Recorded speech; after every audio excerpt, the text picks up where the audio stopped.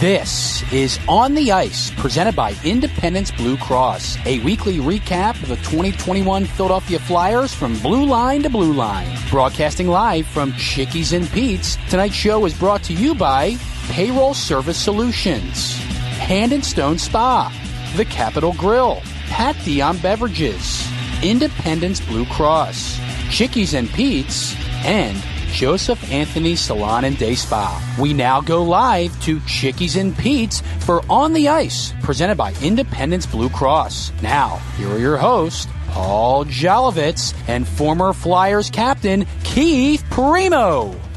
And welcome, everybody, to beautiful Chickies and Pete's at Parks Casino. We are here tonight with Independence Blue Cross On the Ice, not with Keith Primo, but with former great Flyer defenseman Brad Marsh. And my other guest, I want to introduce them both at once before we realized we were going to have a little gaffe at the top. These two guys tonight are both great hockey figures, but that's not why I like them. That's not why a lot of people like them. They're two guys who understand that giving back is the key to life. And I know both these guys are giving back in a huge way. We'll talk about Brad's event Friday night and the entire show with our guest. Let me just welcome them together tonight because you guys are both phenomenal human beings. Forget the hockey for a second. Brad Marsh and Ian Laperrière, the coach of the Phantoms. How are you guys? Fantastic. Thanks for having us. Doing very well. Thank you, sir. Thank you, guys. And Brad, let's start right with yours. Friday night fights. Flyers have had obviously a rough week. Chuck Fletcher's press conference, rebuilding, trade deadline Friday. We'll get to all the hockey stuff. Flyers play the Rangers tonight without Patrick Kane, by the way. He'll be there tomorrow. But your event Friday night is an event that's gone on for a couple of years. Tremendous event for the fans and charity. Tell us about it if you like. Well, actually, we've only had it one time. It was back in March of 19, and we were ready to go March 13th, 2020, and the world's come to an end with COVID. And we've tried to have the second event many, many times. We just kept pushing it because of how the world was. And so we're finally getting to have the second Friday night fights 4 years after we had the first one. And basically what it is we're celebrating old-time hockey. We bring in NHL tough guys, Flyers tough guys, and show some videos on the big screen. And then those gentlemen are on the stage talking about what they were thinking when they were beating the crap out of each other. Any fights ever break out? At the event? No, we're well policed at the event. We don't need any bodyguards or anything, but it's a lot of fun. How can people get involved if they want to?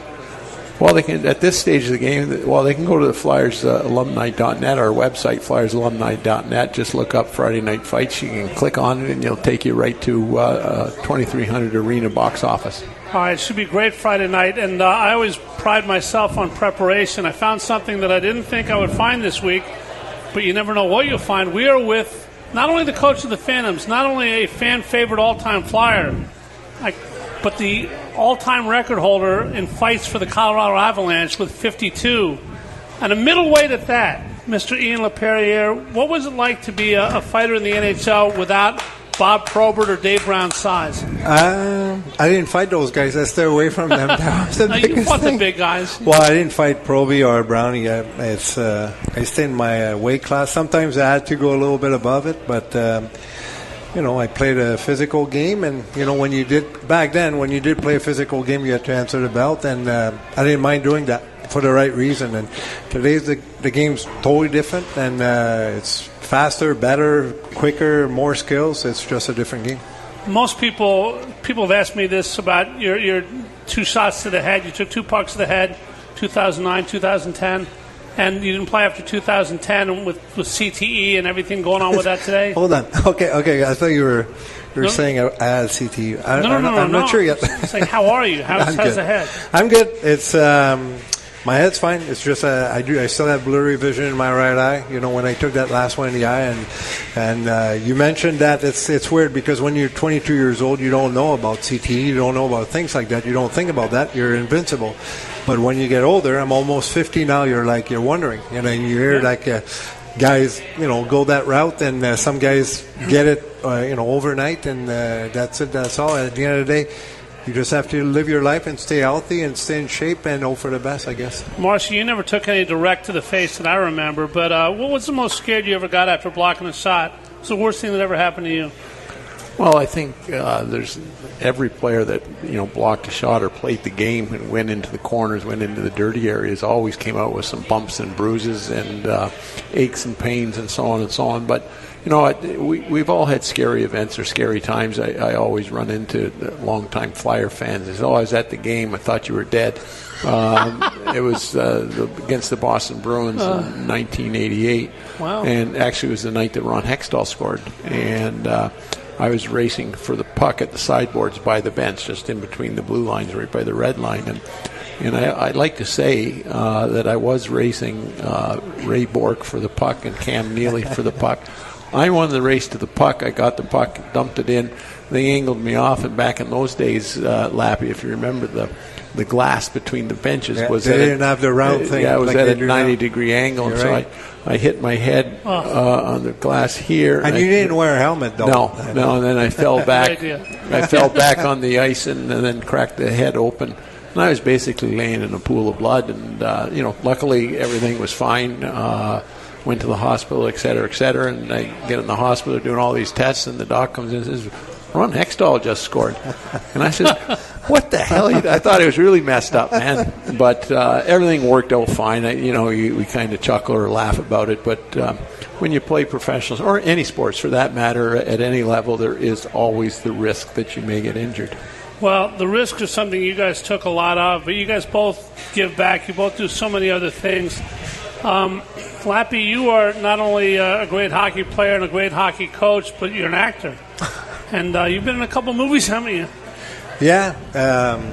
French-Canadian movie. It's the Rocket Richard movie. Was pretty cool to do. That was during the last lockout. We did that. But the most famous one, if you want, is This Is 40 in 2010. A bunch of us, Scott Arnold, JVR, and all those guys, we went to Hollywood, and we were a small part in that movie. It was great.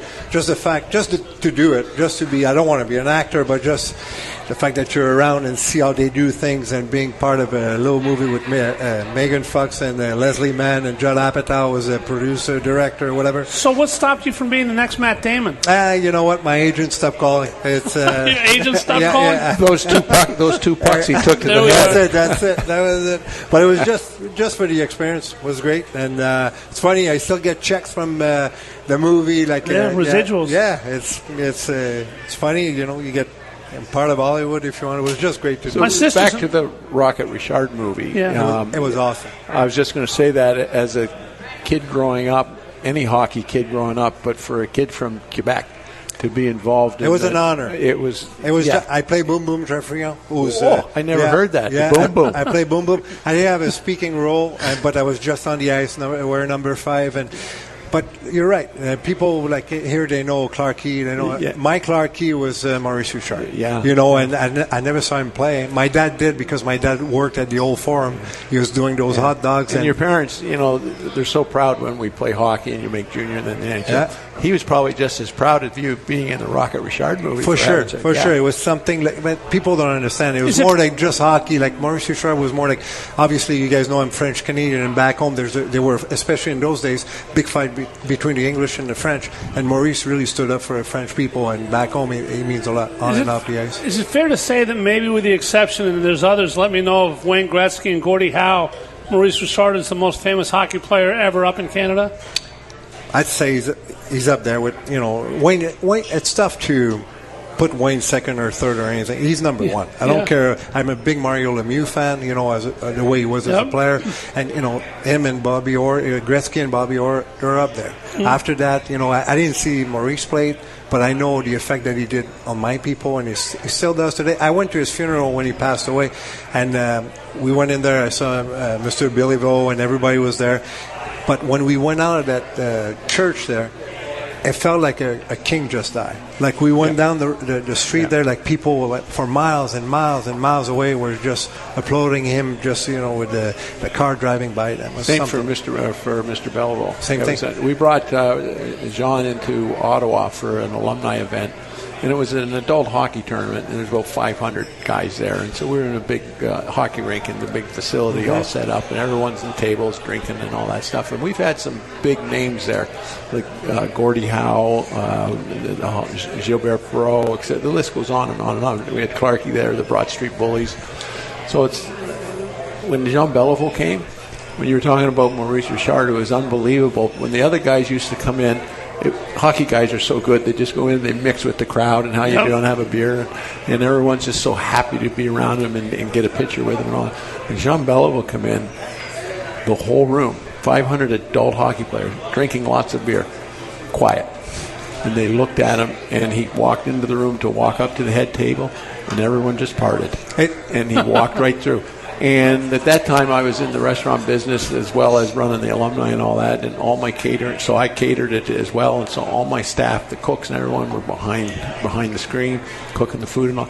He made a point of going back there and introducing himself to all of the kitchen staff. It was like it was unbelievable. And I got to ask though, he played Boom Boom Jeffrey on. How was the slap shot? He invented the slap shot. Yeah, he wasn't Boom Boom because of the fighting. He was Boom Boom because of the slap shot. I know, because I was a right-hand shot and he was too, and so that was the only thing. But it was even him was an honor. Like there's so many stories from Montreal Canadiens. Boom Boom was leading he wasn't leading. Maurice was leading the scoring race, and Maurice got suspended because he punched a referee. 1955. And Boom Boom went above him because he got a couple more points, and people hated him because of that. There's so many stories, like being from Montreal, being a Montreal Canadian fans. To be part of that movie was just a super honor for me. What's ironic about no residual checks, so no checks, but I don't care what I done it for team. That's it. My sister's an actress. She got a check the other day for $10,000 for she didn't even know why. She was thrilled that she got it, but you get residuals forever. Yeah, I don't have those though. The $10,000 I don't have those. But you're a French Canadian. Am I? Obviously from Quebec. But you're not a Canadian as far as your passport goes. You're a naturalized American citizen a while ago. Yeah. How proud were you that day? It was great. Both of my boys are American, and that's they're both born in California. And it was the next move for me and my wife, being Canadian, but we've been in the States I've been here for 28 years, from LA, Colorado, New York. And it was the next move for us to, we want to live here. We live here, obviously, and, we feel proud to be American, and that was our next move. Brad, you both played for a lot of teams. You had both long careers, both played for multiple teams. Lappy only played for the Flyers for 3 years. You played for him for a little bit more than that. But what is it about you that you played a lot of places? You're from Canada. I know you married a girl from Philadelphia, but why'd you settle in Philadelphia, and what do you love about this area? Well, you're right. You move around, and we loved every place we played. Like people, what was your favorite place? And this place is.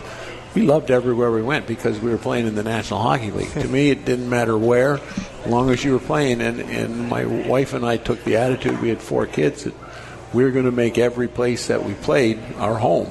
And yes, even though we were in a rented house, it was our home for that period of time. And we got involved in the community and so on and so on. And it was just a wonderful experience, regardless of where I played. When I moved back to Philly 6 years ago, our kids are all moved and married and living. They got their adult jobs, as they refer to it. And my wife being from here, we decided to move back. And at that time, Paul Homer was in charge, and he offered me a position within the Flyers in the community development department. And then I got involved with the alumni, and now that's pretty much my focus, is putting the alumni on the front page. And you're great, and he's great at it. Like, I just want to say, it's been unbelievable. Like, I was here before, not saying that the other guys weren't great; they were great too.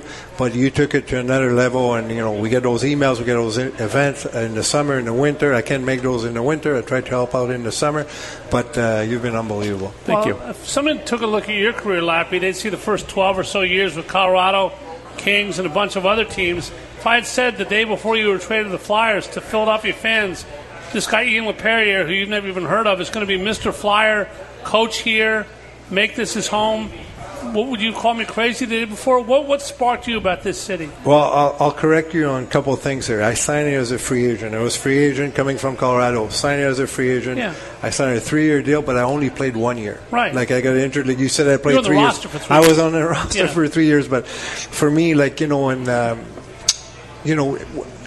played for 5 teams, but there's always people that's going to help you after your career, and I couldn't come to a better team than the Flyers with Homer, Mr. Schneider, and everybody. And, you know, I had to retire because of my injury, but I had people. Paul Holmgren's the guy. You know, he told me, he's like, whatever you want to do in the game, I'm going to help you do it. And he's a man of his word, and he helped me doing player development because I couldn't get into coaching because I had a player's contract. And I told him I wanted to coach, and he helped me being an assistant coach, and now I get this job because of him. And I can't thank him enough. And I'm lucky because there's so many guys that retired every year. They all want to stay in the game, but, you know, so few stay in the game, and I'm one of the lucky ones. All right, we'll talk about that and much more when we come back. We'll get to the trade deadline, which is percolating right now. 2 seconds ago, just got an alert the Senators acquired former Flyer Jeff Chikrin's son Jacob from the Arizona Coyotes for conditional first, conditional second. Trades flying around the NHL. What will the Flyers do? Will they rebuild? Will Chuck Fletcher ever call it a rebuild, despite the fact that it is? We'll find that out when On the Ice continues, presented by Independence Blue Cross. Right after this, it's time now for the Independence Blue Cross Live Fearless Player of the Week. This week, it's Flyers media relations guru Joe Seville, who will have his hands full the next couple of days with the trade deadline. A lot of people going back and forth. Remember to choose Independence Blue Cross today and begin to live fearless. We're back with On the Ice right after this. Hi, it's Pete from Chicky and Pete's. It's all new and it's all for you. The heated deck at Chicky and Pete's on the Boulevard is now open. It's enclosed, heated, and perfect for the ultimate in-game experience or live music when the best local bands take the stage. Like LeComp, Fat Mez, or Jameson. Check our website for the band schedule. The heated deck at Chicky and Pete's on the Boulevard is now open every Thursday through Sunday. Chickies and Pete's. At Independence Blue Cross, we believe in giving you the tools you need to pursue your healthiest life.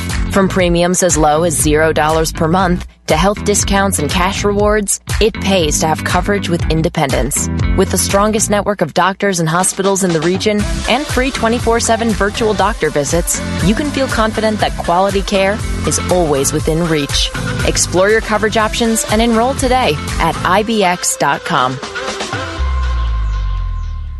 A flawless occasion begins at the Capitol Grill. From the moment you step into the Capitol Grill, located in the heart of Center City, the experience is one of comfortable elegance. Whether you're looking to host a private affair, a perfect lunch stop, or dinner destination, start your occasion at the Capitol Grill today. Visit thecapitolgrill.com or call 215-545-9588. That's 215-545-9588 for the Capitol Grill, Center City. Payroll Service Solutions was established in 2001 to cater to the payroll needs of small to medium-sized businesses. Payroll Service Solutions offers unparalleled customer service while they deliver a complete and accurate payroll. When calling Payroll Service Solutions, you will never be put into a voicemail or go through a series of prompts to get to a person. All customer service representatives are extensively trained to handle all of your payroll needs, therefore saving you time. They value each and every one of their clients. No account is too small. Call Payroll Service Solutions today at 1-866-PAY-EASY for a no-obligation review of your payroll needs. That number again is 1-866-PAYEASY. Payroll Service Solutions. If you're looking for a stylish and sophisticated fine dining experience, visit your Eddie V's Prime Seafood restaurant near King of Prussia. Eddie V's Seafood features an abundant selection of fine wines and curated cocktails to complement exquisite steaks and seafood made from the highest quality ingredients. In the V Lounge, sip on imaginative handcrafted cocktails with attitude while enjoying signature appetizers. Conveniently located between I-276 and I-76 near the King of Prussia Mall. Call them today, 610-337-7823 to schedule your night out for Eddie V's Prime Seafood. We now return to Chickies and Pete's for On the Ice, presented by Independence Blue Cross. Once again, here are your hosts, Paul Jolovitz and former Flyers captain Keith Primo. And Brad Marsh playing Keith Primo tonight. Ian Laperrière, our guest. Trades are flying around the NHL as we roll. Ian Laperrière just showed us one. I showed him one about Jacob Chikrin. Former Flyer Shane Gostisbehere on his way from Arizona to what, Carolina, guys? Ghost? Yep. Yes, Carolina. That's what it says. Yep. It's all right. How many of you got third round pick? Third round pick. I mean, first round picks are tough to get. Jacob Chikrin involved in one. Flyers figured to pull off a lot of deals, but I'm not sure that Chuck Fletcher's the guy making the decision. He gave a presser yesterday. He hadn't been in front of the media in 3 months. Refused to call it a rebuild. That's just vocabulary, whatever you want to call it. But I think the face of the franchise now, Lappy, is not Chuck Fletcher, but John Tortorella. You coached as an assistant for a couple of years. You've been head coach of the Phantoms for a couple of years. I'm going to ask you a question that's not a question, but you'll understand. John Tortorella, just whatever comes to your mind. Well, I love his approach since day one of camp. You know, he wants to change the culture. He wants to change the way things go in the locker room, and that's all he cares about. He doesn't care about what's going on upstairs. Or he just wanted to change the locker room. And I've been, I was there for 8 years, and it was time. And towards the right guy for the job for sure. Brad, how much of a minor league coaching job is conforming to what the major league coach wants? How much is using your own? Obviously, this is a question for Lappy, but given the fact that you played in both leagues, how much continuity do you think has to be between the major and minor league team? Well, everyone has to be on the same page. Whether the coach in the minor league team has a little different philosophy, going to do this, going to do that. The bottom line is they have to be on the same page, and you have to have some communication because it is all about developing players for the big league club. But the biggest thing that, and Lappy, you'll agree with this, is you talked about culture that Torch is bringing in. It starts with you down in the minor league team. I can't agree more. It's got to start with me, and I want to make sure when those guys go, and I always say that when they are called up, I don't want to see them again. That means we did a hell of a job. And sometimes I felt in the past that those guys were going up a little bit too fast, and I think right now the organization is doing it the right way. Oli Lexell was the first kid getting called up. He deserved it. He was the best forward for day one, and he was a point a game. They need some offense. They call him up. Now Desnoyers up there. He deserved it too. And the next guys. You get guys like Ginning, Forrester. All those guys deserve to be up, but there should be an order. Whoever deserves it first should be up at first. And I think as an organization, it's the right message for everybody. This might be an unfair. Sorry. No, go ahead. So when they call down to bring a player up, do they bring a player up that they want, or do they say, Lappy, who do you think needs to come up? Well, who will fit into this role? They know. We have everybody. We have somebody at the game all the time. Yeah. They ask me how they are in practice. They ask me what kind of kids they are, because I deal with them 24 hours a day. And you know how it goes. And usually we do have the same view on a guy, the same, where they're at in their game, when they're at, maturity-wise, and it's they make the call. At the end of the day, we want this guy, and I'll tell them how I feel. That's one thing. The way I like to deal with things, I won't sugarcoat it. I'm going to tell them straight up. I feel I'm not right about everything, but they're asking me, what do you think that kid is? And I tell them the truth, and they make the decision. All right. Brings up a couple of questions, Lappy. Number one, you say there's a guy there at every practice, every game. It's not like the Edmonton Oilers Farm Club is in Miami when they go 9 hours by plane to get there.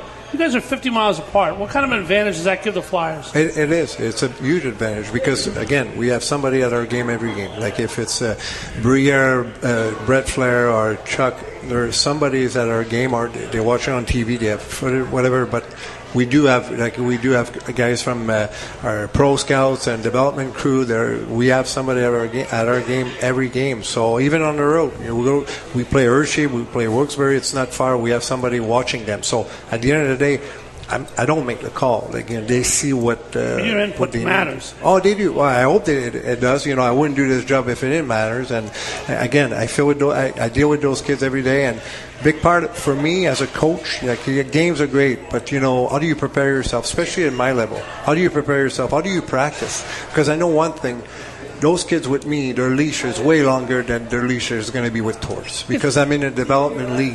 Trust me, I want to win. I want to make the playoffs. I want to go as far as we can with our team because it's part of development.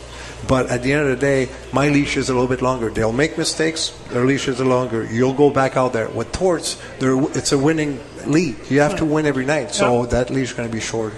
Brad, you coach the Warriors, and then I've known you for a while now. Hell of a nice guy. Lappy can't be a nicer guy, but something tells me as a coach, can't be a nice guy all the time. Both you guys strike me as someone who you probably wouldn't want to skate 1-on-5 through the entire defense, dump the puck in and come over for a line change and expect something other than a couple words of wisdom from your coach. How hard is it, Lappy, to be a nice guy, but to put that foot down? Same question to you, Brad, with the Warriors or anybody else. Well, I think it's honesty for me. Like, at the end of the day, like, one way or the other, you're playing well, I'm going to tell you, you're not doing what I'm asking you to do. That's a perfect example. If you try to beat 5 guys up the ice and you're not using your teammates, you're not staying in the structure and the style of play that we're trying to implement, well, we will have issues, and I'm going to tell you, the screaming, the breaking stick, it's not there anymore. Like, I played for Keenan. We all know Mike. It worked, but because I played for him in the 90s, it wouldn't work today. And I wouldn't want to coach like that either. Like, I'd rather try to be myself and be nice, but when it's time to have a hard talk and make sure you don't make that mistakes again, because for us, but for your development, for the next level, you got to stop. And, 1 strike, 2 strikes, and at one point you got to cut ice time away. Brad, how important is that personality to yourself in coaching and coaching in first general? of all, in that example you used 1-on-5, that was never in our repertoire. Red line and dump it in. Yes, Connor McDavid, right. Yeah, don't do what I did. Yeah. The thing is with the coach, and as Lappy said, you have to be truthful with the player, and the players see that pretty quick if you're not. And as a coach, you have to be in a position to have the difficult conversation and to sit down young Johnny, to sit him down and say this, and this. And as you said, back when we played, it was a yell, scream, a kick in the butt. And no conversation. Yeah, and now your arm's around the guy, and you're talking about, and you're doing this, and you're a grade school teacher half the time, and then your mom and dad half the time.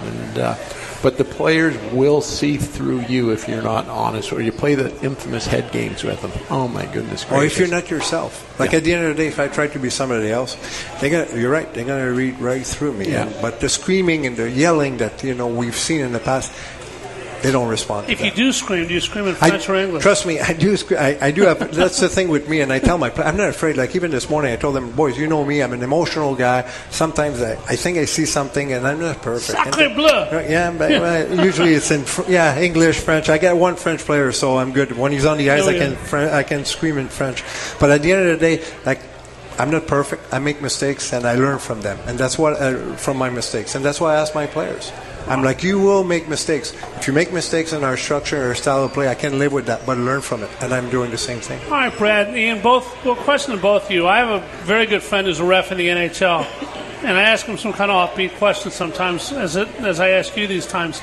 He told me that 90% of the players in the NHL know how to curse in 20 or more languages. So if they say something innocuous to you that you don't understand, it's probably they're telling you the MF in Mongolian or something. How many languages could you curse in when you played? 1.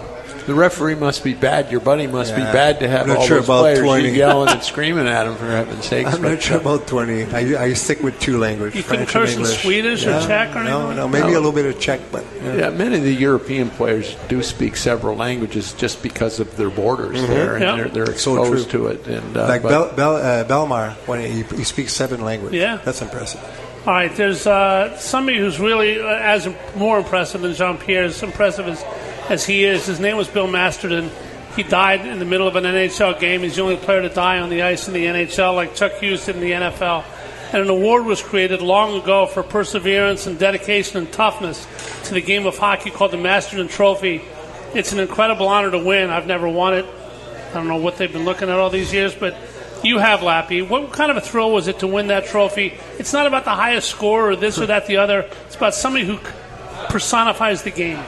Well, that was it. Like, for me, it was 2010, and I didn't play that year. But I felt like it was like, because I tried to be myself to everybody, media, everybody. I've been I was in the league for 17 years, and I felt like it was a thank you from whoever voted for it. Like, all the people were on the committee was more like, they knew my career was over, so I felt like it was a big thank you, and it gave me a little stage to thank my wife and everybody. It was a great weekend. Took my kids. My kids were little, now they're big. They're in college, and it's crazy how time flies. But it was great, and I didn't do anything that year. I just tried to recover from my concussion. It didn't work, but for me, it was a good way to say thank you to everybody. Any athletes in the family? Well, my youngest is he's at VMI, a military school. He's playing lacrosse there. It's a D1, but lacrosse, you won't make a living, which I'm okay. I'm just happy that he's in a good school. And I got my oldest is at Towson. He's studying sports management, which is great.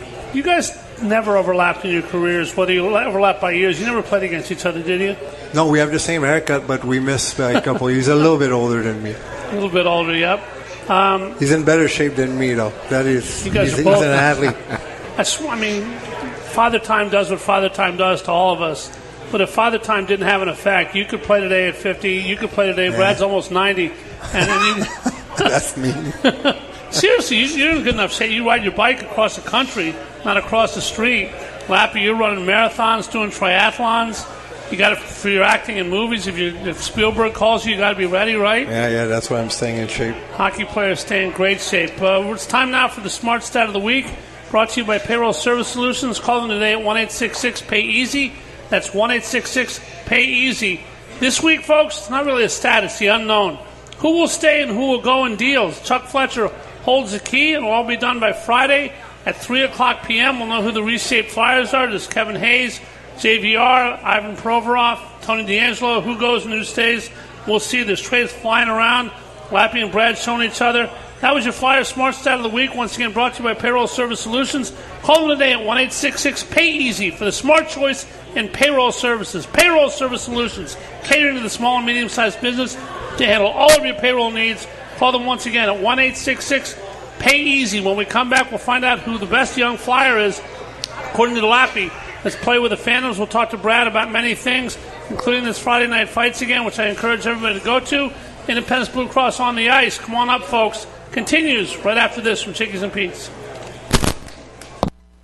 Hi, it's Pete from Chickie and Pete's. It's all new and it's all for you. The heated deck at Chickie and Pete's on the Boulevard is now open. It's enclosed, heated, and perfect for the ultimate in-game experience or live music when the best local bands take the stage. Like LeComp, Fat Mez, or Jameson. Check our website for the band schedule. The heated deck at Chickie and Pete's on the Boulevard is now open every Thursday through Sunday. Chickies and Pete's. I'm always striving to live my healthiest life, so I need a health plan that has my back. With Independence Blue Cross, I get access to the largest network of doctors and hospitals in the region and free virtual doctor visits 24/7. Plus, with premiums as low as $0 per month, I can stay on top of my health and keep my budget in check. Independence has given me coverage I can count on, and they'll do the same for you. Explore your coverage options and enroll today at IBX.com. A flawless occasion begins at the Capitol Grill. From the moment you step into the Capitol Grill, located in the heart of Center City, the experience is one of comfortable elegance. Whether you're looking to host a private affair, a perfect lunch stop, or dinner destination, start your occasion at the Capitol Grill today. Visit thecapitolgrill.com or call 215-545-9588. That's 215-545-9588 for the Capitol Grill, Center City. Payroll Service Solutions was established in 2001 to cater to the payroll needs of small to medium-sized businesses. Payroll Service Solutions offers unparalleled customer service while they deliver a complete and accurate payroll. When calling Payroll Service Solutions, you will never be put into a voicemail or go through a series of prompts to get to a person. All customer service representatives are extensively trained to handle all of your payroll needs, therefore saving you time. They value each and every one of their clients. No account is too small. Call Payroll Service Solutions today at 1-866-PAY-EASY for a no-obligation review of your payroll needs.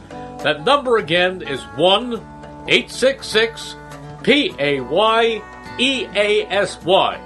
Payroll Service Solutions. If you are looking for a stylish and sophisticated fine dining experience, visit your Eddie V's Prime Seafood restaurant near King of Prussia. Eddie V's Seafood features an abundant selection of fine wines and curated cocktails to complement exquisite steaks and seafood made from the highest quality ingredients. In the V Lounge, sip on imaginative handcrafted cocktails with attitude while enjoying signature appetizers. Conveniently located between I-276 and I-76 near the King of Prussia Mall. Call them today, 610-337-7823 to schedule your night out for Eddie V's Prime Seafood. We now return to Chickies and Pete's for On the Ice, presented by Independence Blue Cross. Once again, here are your hosts, Paul Jolovitz and former Flyers captain Keith Primo. Again, Brad Marsh substituting for Keith Primo. Can't You they think we would change get that, for heaven's sakes? You think we'd throw a change up and get the other intro, but it is what it is. We have fun at Chickies and Pete's here at Parks Casino. We'll be in Marlton next week. A lot of fun with that. We have fun every week here with On the Ice. Be here till the middle of April. Today we have my co-host Brad Marsh and coaching in Laperrière from the Phantoms, who would not have this player if the Flyers did draft him. Flyers rebuilding, whatever they want to call it. If they trade some of their veterans, and obviously the Flyers haven't been good the last couple of weeks, the record might get worse the last couple of months, but it's still hard to tank in the NHL. It's hard to have a quote-unquote process like Sam Hinkie did. 19% is the biggest chance you can have of getting the first pick, even if you're 0-82, Lappy. And the prize is supposed to be Connor Bedard this year. It will be. Yeah, a center from Vancouver, British Columbia, who has put up unbelievable numbers everywhere, having a great year with Regina, his junior team. Give us a little scouting report. The Flyers are lucky enough to be able to draft Connor Bedard. He ain't going to play for the Phantoms, is he? No, he's a unique player. I saw the World Juniors. He took over that team, and just watch the highlights that everybody sees on TV. He's got a special talent, and those guys happen. Like McDavid was probably the last one, and once every 6, 7, 10 years, and he seems to be a special. Well, he is a special talent, but to take it to the next level at the NHL level, I don't have any doubt that he will. But to do what he does right now, it's going to be a challenge for him. But he does have the skills. Brad, the biggest question in pro sports, any sport, anywhere, for a kid like Bedard or anybody else, is what I call transmitting potential into accomplishment and fitting into the next level. How hard is that? And have you seen guys, maybe not Connor Bedard level, but guys with big hype and nothing careers? What's the key to transmitting it successfully, in your opinion? I think you just have to look at our second pick from a couple of years ago about the big guys with nothing careers. But guys like the guys like Connor Bedard, they'll always find a way to play and make it happen. I grew up in London, Ontario, and Wayne Gretzky was from Brantford. Obviously, he's several years younger than me, and he broke every record at every age group. And the so-called hockey apps said, he won't be able to do it at the next level. He won't be able to do it at the next level. Well, he plays World Juniors at 16 and is the star of the tournament. I was on that team. And then he goes to WHA, and look what he did in WHA. In World Juniors. Did you find yourself gawking and thinking, how the hell could this guy be this good this young? No, I played against him, too. He was in Sault Ste. Marie. No. Listen there, Paulie Jolly. Come on there, buddy. I get it zoned in. No, so he played in Sault Ste. Marie as a 16-year-old. He was not supposed to be able to dominate the junior leagues. I get that. You can look at him. I get what you're saying. Yeah. But and then the World Juniors that happened, at Christmas time, he was on that team as a 16-year-old. So we were teammates just for a 2-week period. But then he goes to WHA, then he goes to the NHL, and every level he wasn't supposed to make it, and he did. And players, as you said, come along every 5, 6, 7 years that dominate. Mario Lemieux, the Wayne Gretzky's, and so on. And the guy that we could have had instead of our number 2 pick, Cale Makar, holy moly. He's all right. Yeah. He's okay if you're into that. Yeah. But you know what? They just say, Nolan, he didn't become what everybody thought he was going to become here, but he's a kid that's going through, trades and head injuries, and I just hope that the kid's doing well.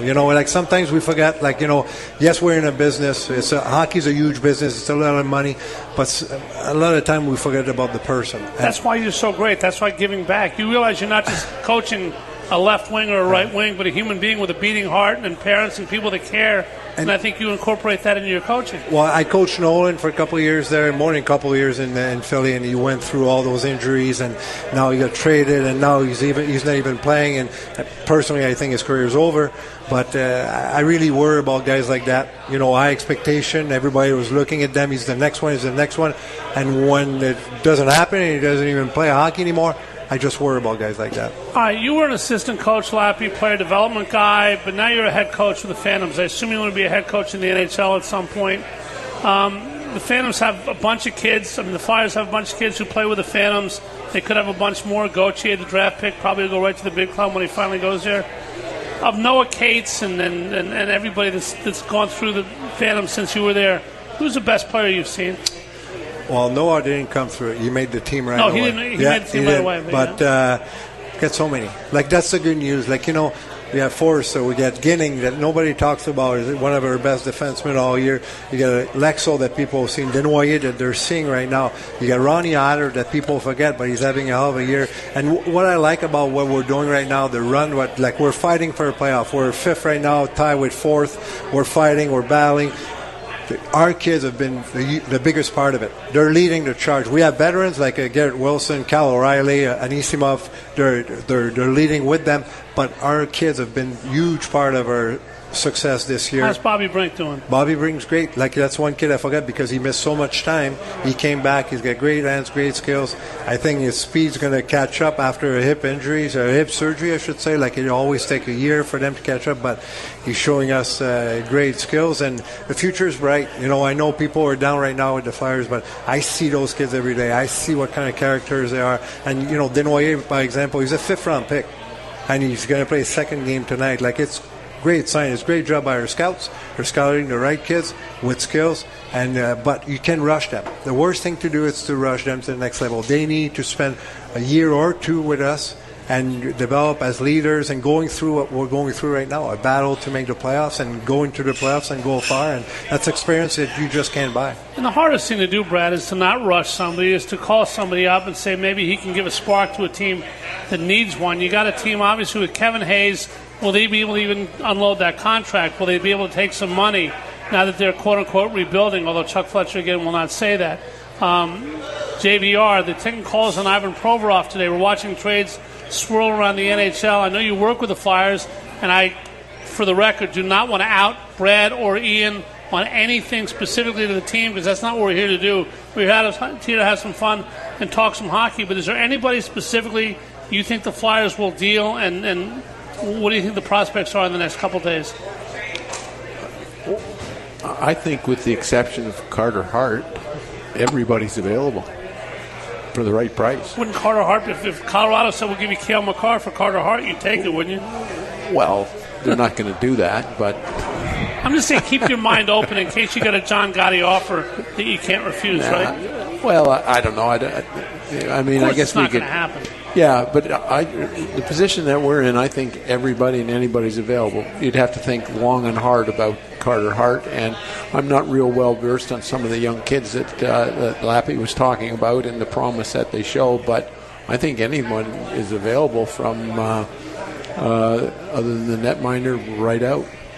Lappy, who's one kid who plays for the Phantoms now? You guys are 5 games above 500.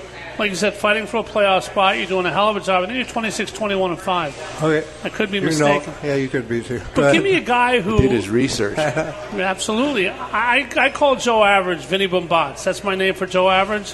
Give me somebody who the traditional Flyer fan might have never heard of or think is Vinny Bombats, who you think has a ton of potential playing for your team now. Maybe a late bloomer, may not be a controversial guy, just goes out, does his job, a la Noah Cates. Who's that guy that might surprise some people? Well, Adam Genning. He's a defenseman. He's plus 21 on our team. The closest one's plus 7. He does nothing sexy. He's not like Tyson will score a nice goal, or Desnoyers will make a nice play, and he's more like steady. He's back there with Ronnie, and he does his job defensively. And you need those guys. You need a defender. Like, it's nice to have the Gustas Bear of this world, like, create some offense. It's very nice, but I'm a big believer that you win with defense. You need guys that defend hard, and you look at Edmonton. It's the best example in the world right now. They have the two best players in the world, and they McDavid scored 2 goals 2 nights ago. He scored 50. His 50. That's awesome. They lost 3-2. Yep. You win with defense. I don't care. Offense going to take you into the playoffs, maybe. But when you get into the playoffs, defense is going to win you championship. Brad, you were with a couple teams where that almost came true. You came up across a couple pretty good Edmonton teams in the mid-'80s, but I think it's fair to say you guys had Tim Curry, you guys had tremendous offensive players, but with Mark Howe and Brad McCrimmon, yourself and Doug Crossman, the foundation was on defense. John Tortorella has said he believes hockey should be built from the back out, the goaltender, the defense. You were a living example of that. You never won a cup, but I assume you believe in that mantra. 100%. The thing is you look at Edmonton, and I think that team, one of the best teams of all time, is often miscategorized because they had Wayne Gretzky and Mark Messier and Yuri Curry, and the list goes on and on.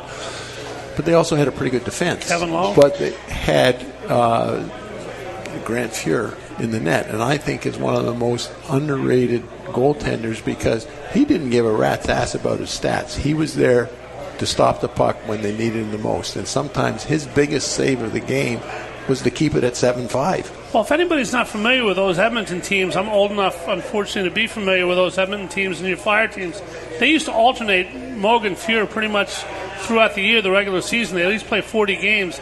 Then the playoffs would start. Andy Moog would go sleep for a couple months, and Grant Fuhr would play goaltender. That was a pretty good formula for them, wasn't it? It sure worked well. But like I said, Grant was an unbelievable goaltender, and nothing bothered him, and he was there to make the big save when they needed it. He's a good man. I played with him in St. Louis my first year. What a man. Yeah. Love that man. Yeah. We're going to find out who Lappy loves the most. What do I mean by that? We'll find out. Ian Laperrière is our guest. Brad Marsh, our co-host. Doesn't get any better than this. Independence Blue Cross on the ice from Chickies and Pete's at Parks Casino. Come enjoy the games, win some money, have some fun, great atmosphere, watch some TVs, and watch our show any week you'd like to. Come on down, say hi to Lappy and Brad. We're back. Final segment right after this. Hi, it's Pete from Chickie and Pete's. It's all new and it's all for you. The heated deck at Chickie and Pete's on the Boulevard is now open. It's enclosed, heated, and perfect for the ultimate in-game experience or live music when the best local bands take the stage. Like LeComp, Fat Mez, or Jameson. Check our website for the band schedule. The heated deck at Chickie and Pete's on the Boulevard is now open every Thursday through Sunday. Chickies and Pete's. At Independence Blue Cross, we believe in giving you the tools you need to pursue your healthiest life. From premiums as low as $0 per month to health discounts and cash rewards, it pays to have coverage with Independence. With the strongest network of doctors and hospitals in the region and free 24/7 virtual doctor visits, you can feel confident that quality care is always within reach. Explore your coverage options and enroll today at ibx.com. A flawless occasion begins at the Capitol Grill. From the moment you step into the Capitol Grill, located in the heart of Center City, the experience is one of comfortable elegance. Whether you're looking to host a private affair, a perfect lunch stop, or dinner destination, start your occasion at the Capitol Grill today. Visit thecapitolgrill.com or call 215-545-9588. That's 215-545-9588 for the Capitol Grill, Center City.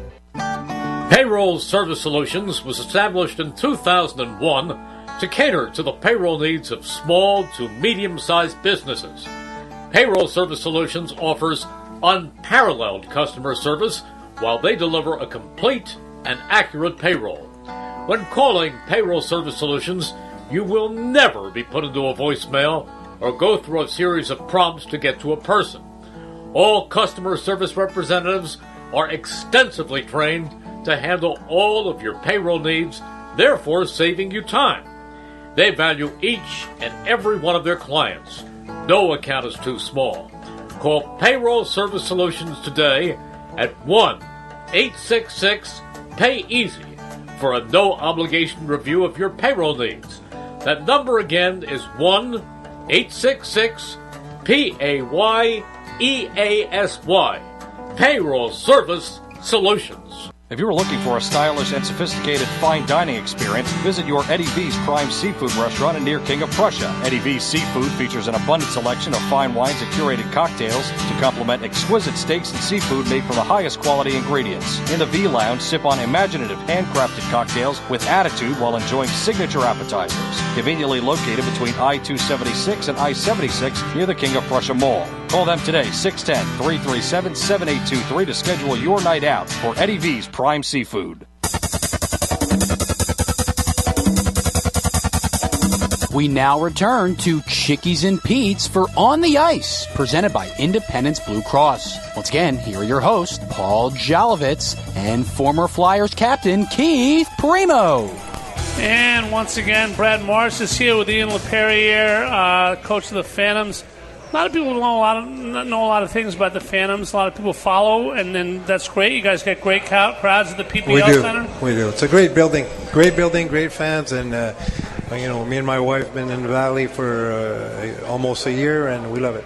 Yeah, and tell us a little bit about it, Lappy. I mean, you guys, American League is pretty much a weekend league. You guys play some games during the week, but you get 8,500 in a beautiful building, it is. Kind of like a mini Wells Fargo Center. Mm-hmm. Tell people two or three things. If I'm thinking, I'd like to go to a Phantoms game, but I don't know blank. Tell people those blanks and why they'd want to go. Just start with the building. I've been around the league now for 2 years, and maybe there's one better building that I've seen, and we do have probably after Laval, second best building, and the atmosphere is great. We have great fans. They're supporting us, supporting our players, and it's just a great place to call home. That's for sure. You ever play in the AHL, Brad? No. I was fortunate. Lappy, most people, I mean, there's no given that if you're the top 8 pick, top 12 pick, but 90% of players picked in the NHL draft, unless you're a top few pick playing the AHL. You said you think it's important to a player's development to play at that level, to sow your wild oats, to kind of work on your weaknesses. How important is it in your opinion? If you got a son drafted third in the NHL draft, was clearly ready for the league, would you tell him in private maybe it would make sense for you to play in the AHL a little bit as well? I think it's huge. You see guys getting called up too soon. You never see a guy called up too late, and it's true. And again, I go back to what my team's going through right now. We're in the toughest division in the league, but we're fifth right now. We're fighting every night. That means everything every night. Do you mean fighting every night? Not fighting. There's no more of that. But fighting to get into the playoffs, fighting to climb into the standings, and it's something that you just can't. You can't buy. You have to experience it, and you can't. Well, if you play as a 19-year-old or a 20-year-old in the NHL, and you play 6 minutes a game, you won't be part of it. Our kids, they're playing like 15, 16, 17 minutes power play, PK, 5-on-5. They wouldn't see that at the NHL level on a competitive a team that compete for the playoffs. They do see that with our team. What do you like better, assistant coach in the NHL, head coach in the AHL? I love both, but I really enjoy what I'm doing right now. Just being learning from it. Like I said earlier, I'm not perfect. I'm learning from my mistakes, and there's only one way to learn from it. It's to go through it. And just like my players, I'm going through my ups and downs, and I'm learning from it. I love it. And humble too. And Brad, this event you got Friday night, which is obviously indigenous to Philadelphia, Friday night fights, you bring in Stu Grimson, some other guys from around the NHL, and then Flyer guys. We didn't really talk about this. We do a lot of shows together, but Lappy was a fighter in addition to doing so many other things, blocking shots, you as well. How upset are you, or what do you think, if you're not upset, that fighting has kind of gone the way of the 10 cents ago in the NHL, although Delorier and guys still do it? What is fighting's role in hockey, in your opinion? Well, I think it's a part of the game. I think it's part of the game that makes us unique. You battle, you compete, and at times, you drop the gloves. But the game and the atmosphere has changed so much. Back when Lappy played, yes, he got in a lot of fights, but Lappy was the type of player, he got in a fight for the team. He didn't get in a fight to put a notch on his belt. He was fighting for his team, and you won a lot of fights, you lost a lot of fights, but you didn't really care what the outcome was. You were fighting for the team. And if you turn the clock back when I played, everybody could fight. Everybody could handle themselves. Bobby Orr was one of the fiercest fighters ever. Bobby Orr? Bobby Orr, Dennis Potvin, everybody could handle themselves. And I don't know. I think that they're trying to cleanse the game, and you go to a game when do people get excited? When there's a goal scored, when there's a body check, and when there's a fight. Yeah. And right now, 2 of those 3 things aren't happening, and so I'm not sure which way the league's going, the game's going, but I'd like to see checking in the game. I like to see aggressive forechecking in the game. And okay, you don't need to have the fighting in the Gary Bettman's eyes, but you still have to allow the players to play a rough, tough game. Lappy, the AHL was legendary, and I mean legendary, for the breakout brawl. Everybody on the ice swinging wildly, 39 million penalties. That was pretty much back in the day. What's fighting's role in your opinion, not just in hockey, but in your team, the Phantoms, and how do you think it keeps the policing of the game? I believe it's got to stay in. Like we don't see as many fights that when I played or when Marshy played. Like, it's getting out of the game on his own. You don't need to put an extra rule and everything. Guys don't grow up fighting. They don't fight at this level. Some guys will. We had 3 fights against Wolfsbury. It got chippy at the end of the game because a couple dirty hits and everything. And I think it's got to stay in the game, because I'm a big believer. If you take fighting out of the game, cheap shots are going to come way worse. It's going to be way, way worse than it is right now. When you went into the NHL, you obviously had a talent or you wouldn't have been there. When did you realize that your role might not just be as a winger, a shot blocker, but how did you become that middleweight? Well, I came in the NHL as a goal scorer. I finished second in the league in the Q. I love to tell my stories. If my friends listen, they know I joke around. But my first training camp in St. Louis, I opened that book. Where every camp you get a book about everybody, how many points, where they played, and everything. And I figured out everybody was a pretty good player in camp. So I had to do something that the guy next to me wasn't willing to do. So it was blocking shots, finishing all my checks. What comes with it back then, if you finish all your checks, there's somebody who's going to tap on your shoulder and say, listen, do that again and I'll come after you. Fair enough. You keep doing it and you have to fight, and that's how I went. But I don't regret it, because I know I wouldn't have made it as a goal scorer, a passer like I was in junior, because too many guys were way better than me, so I find my own chair. So that's a good story, because there's so many players when they go to their first camp, they go there, they don't want to make a mistake, and they're just fitting in and doing what it takes. Whereas when kids would ask me, what should I be doing? Do something to get yourself noticed. And what Lappy just said, you got noticed. Yeah. Well, Brad, the question I have to you about that was, it seems to me if I looked in the dictionary for the definition of teammate, Ian just talked about it. That's what a teammate is, isn't it? 100%. Yeah, and how much did you value that? I mean, you were obviously a great player, or you wouldn't have been in the NHL. I wasn't a great player. Yes, you were. You played I was a grinder, and I enjoy my role, and I take pride of my role. You understood your role. I understood my role. And that's what a lot of players, and you see it more than I do, a lot of players don't understand their role, and so therefore they never develop into a national hockey league player. Or they don't accept to change their role. They're like, I was a goal scorer in junior, I scored 50. Okay, so it's this guy, and that guy back there scores 60. What are you willing to do that those 3 guys are not willing to do? Lappy, what do you call the guy who finishes last in the worst medical school in the country when he graduates? Doctor. Okay. The worst player that ever played in the NHL. I thought it was okay. Yeah, you're right. Yeah. I don't know. I don't want to go to that doctor. Yeah, no kidding about that. I don't want his number. But I know what you're saying. But at the end of the day, I know who I was. And that's why I last that long. When guys don't realize who they are, they try to be somebody that they can't be at this level. Hey, listen, NHL's the best league in the world. I don't care. Don't bring me the KHL. All those guys in the K would love to play in the NHL. That's the best league in the world. I don't care if it was in the 60s, 70s, 80s, 2000 right now. It is the best league in the world. All right, we got 2 minutes left. I'd love to get something from each of you quickly on this. Everybody, Brad Marsh, great player coming up, first-round draft pick. You had your story, the goals in juniors. Obviously, everybody's the best player on their team until you're not. When you get to the NHL, very few people can say that. What was it like, Brad, when you realized that this great career you were having, you still made the NHL, were a great player, made a lot of money, but you weren't the best player? How hard is that to accept, and how hard is it for some people to accept? Well, just to clarify, I played in the 70s. I didn't make any money. You're a good actor. You changed it in face when you said you made a lot of money. I'm like, oh, he's good. Yeah. Not today's money, obviously. Yeah.